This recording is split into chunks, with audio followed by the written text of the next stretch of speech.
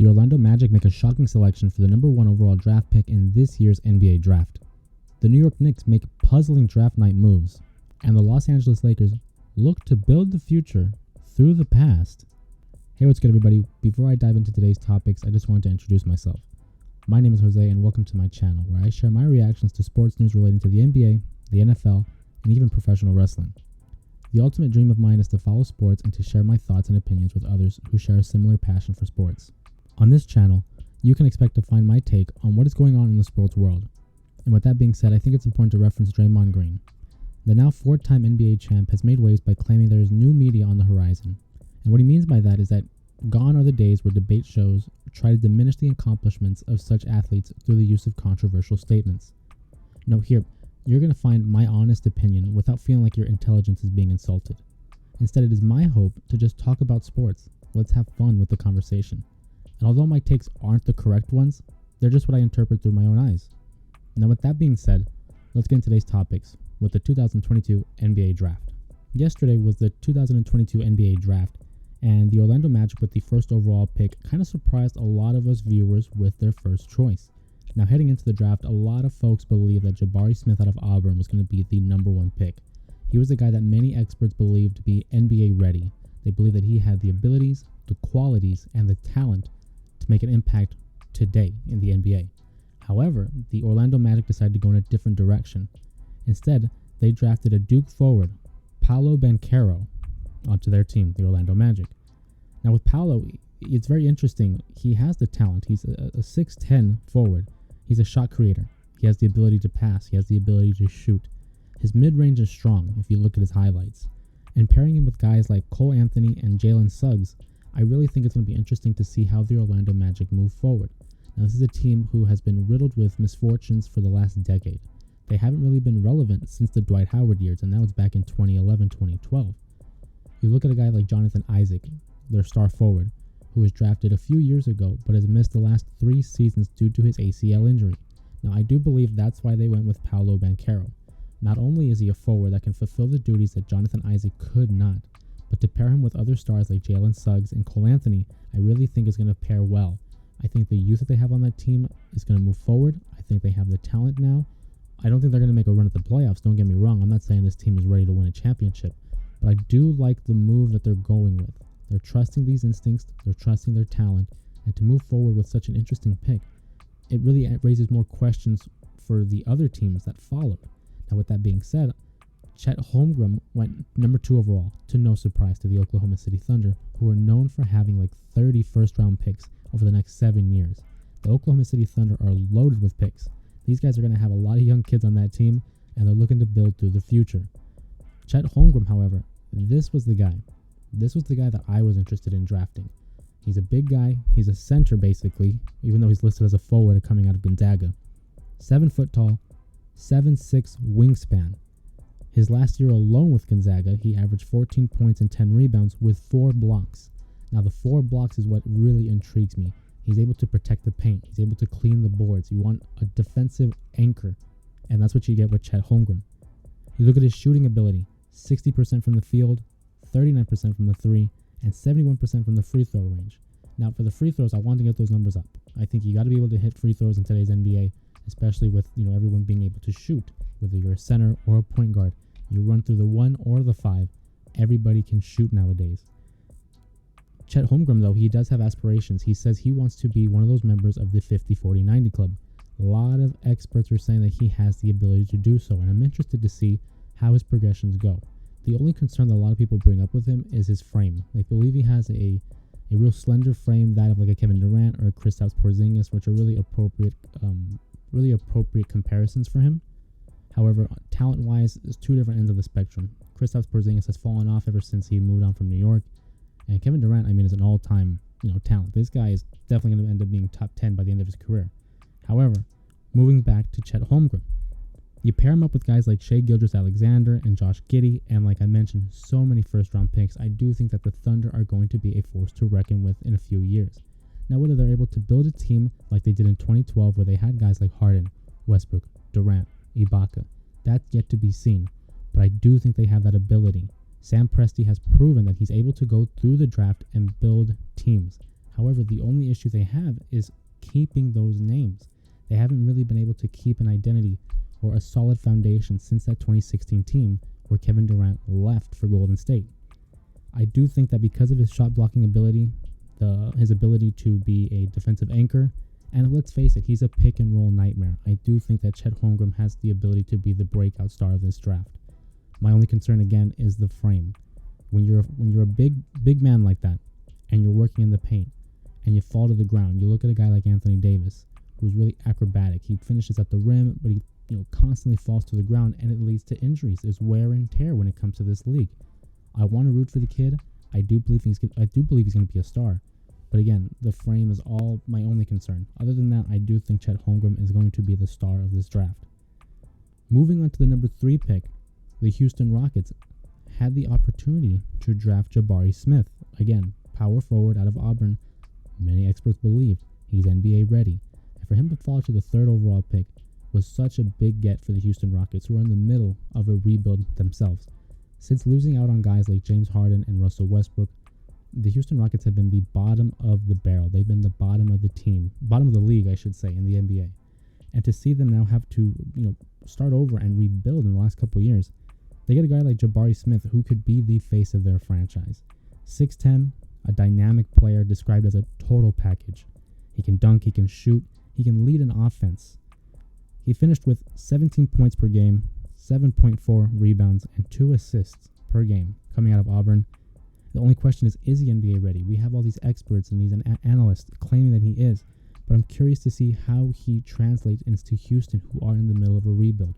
Is he going to be able to carry this team into better success, or is he going to flounder for the first couple of years, similar to like a LeBron? And I know I don't want to bring up LeBron because it's a very polarizing comparison to make, but let's face it, those first few years LeBron was great, but the team was not. Is that what Jabari Smith is going to have to experience in his first few seasons with the Houston Rockets? Now, you want to talk about struggling. This team is synonymous with struggling. The New York Knicks have not accomplished anything of note since 2012, when they made the playoffs with Carmelo Anthony. Since then, they've made the playoffs. They made them 2 seasons ago with Julius Randle. That team would actually fall to Trae Young and the Atlanta Hawks, which would give birth to one of the greatest rivalries, I think, in recent memory, and that's New Yorkers versus Trae Young. Everywhere they go, they're booing or they're chanting against Trae Young, even if he's not even in the building. And I just love that kind of an atmosphere and that kind of sports, fanatics. I think it's a great thing. I think it's an entertaining thing. But to talk about the New York Knicks and their puzzling moves on draft night, not only did they trade away multiple picks like Ousmane Dieng to OKC, which again, by the way, OKC was very aggressive in that first round, as I expect them to be because they have just so many draft picks to use. However, they traded away Kemba Walker to Detroit, and I read somewhere that it's looking like they're going to reach a buyout agreement and he could end up becoming a free agent. So that's definitely something to look forward to see if a team needs some kind of veteran point guard who knows what they're doing, although he may not be the star quality that they want that he was, but definitely his veteran leadership, his experience, I think will only add to a team. You look at the New York Knicks, who really didn't walk out with a lot of NBA prospects coming out of the draft, but they walked out with 4 first-round picks in next year's draft, 2023. Now, what they do with those picks is going to be interesting. Are they going to look to draft guys? Are they going to look to build up a young core to help establish themselves as maybe the Oklahoma City Thunder of the East, having so many picks?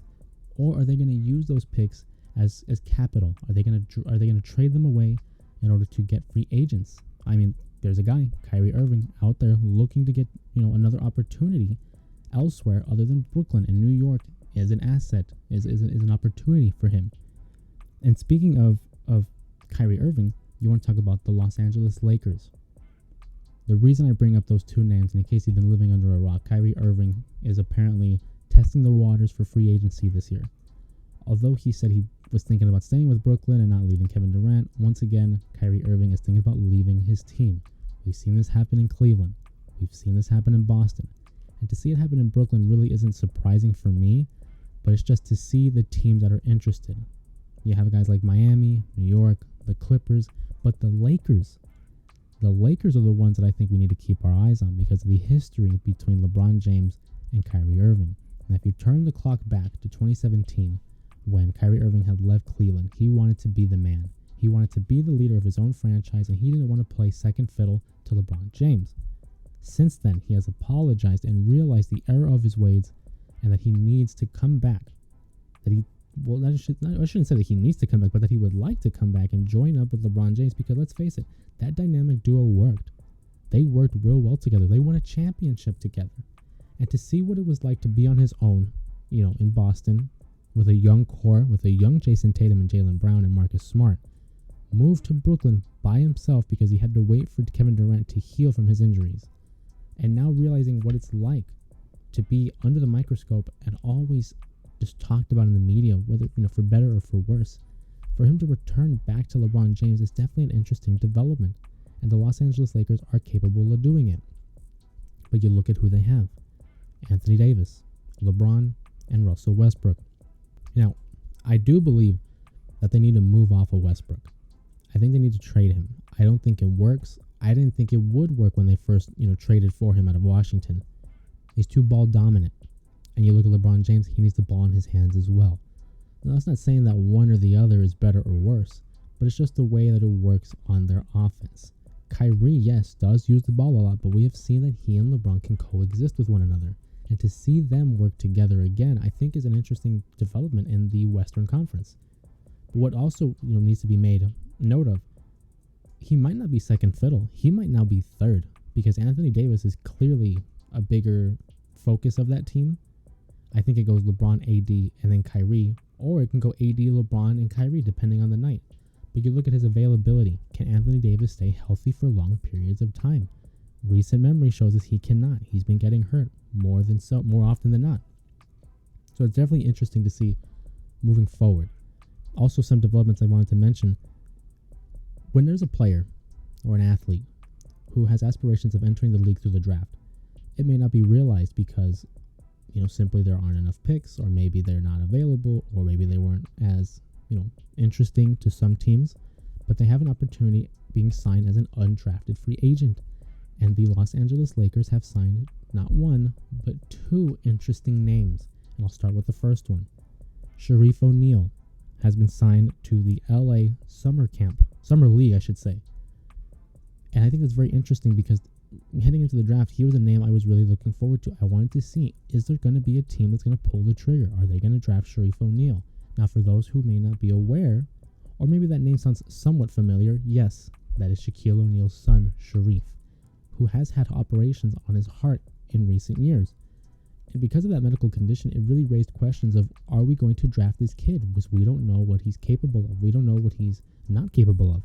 And to see that and to realize, okay, this may put his opportunities in the NBA in jeopardy. It's an interesting development to see that they're going to give him an opportunity in the Summer League. I'm rooting for the kid. I want him to do well. But it's just something to keep an eye out. Another name that they signed as an undrafted free agent to a two-way contract, and to a two-way contract that means you can be, utilized in the G League or on the LA Lakers team as well. That's Scottie Pippen Jr. And that's a name that not a lot of folks would bring up, but Scottie Pippen Jr., just like his father, can play great defense, and I think the Lakers are sorely needing defense at this moment. You also look at names like Scottie Pippen, Shaquille O'Neal, legacy players. These are great names. These are Hall of Famers. Are they hoping that they can have an instance where like a Gary Payton II comes in? Gary Payton II, not many folks talked about him. He was a journeyman. He played on 5 G League teams and 4 NBA teams before finally landing with the Warriors. He proved to be a very valuable asset to that team, that championship team, I should say. So are they looking for another instance of like, hey, maybe we can strike lightning twice, where we can find a legacy player where his father played in the league, and for some reason, he just translates well to the NBA. I don't know. I think it's something to watch out for.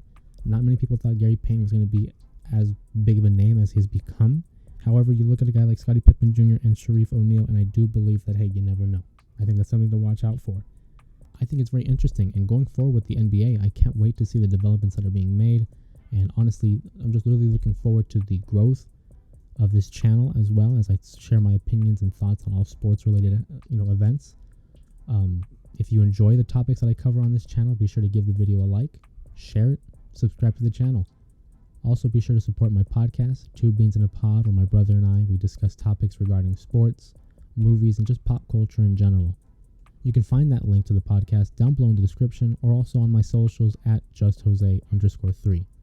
Don't forget to comment down below what you thought of the draft or how your favorite team is looking post-draft. And as always, my name is Jose, and I'll catch you in the next video.